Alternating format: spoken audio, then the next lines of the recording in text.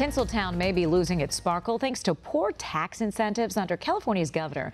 New numbers show only 3 of the top 100 movies were filmed in the Golden State last year, which means Californians are losing jobs and revenue.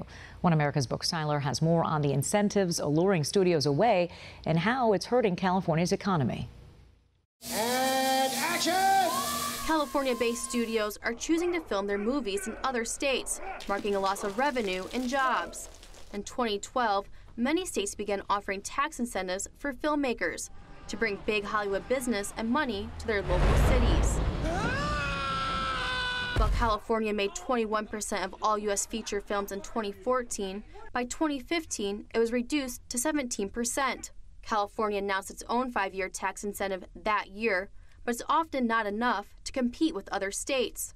Reports from just 6 months ago show California doesn't even make the cut for the top 10 best states for film production.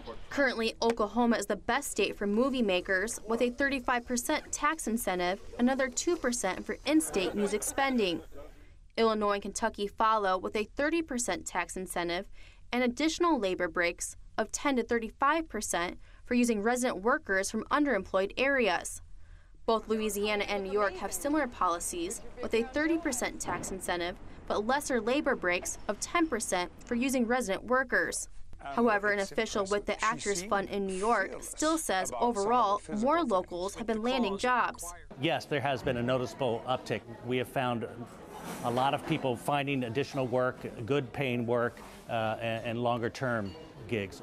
While some California studios are opting for out-of-state film locations, others are going international. For instance, except for a week of shooting in San Francisco, the 2015 film San Andreas, depicting an earthquake in California, was shot in Queensland, Australia.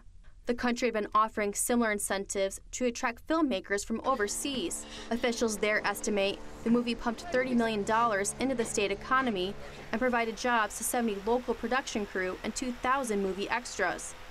California's film tax incentive ends in June of 2020, when it may want to become more competitive.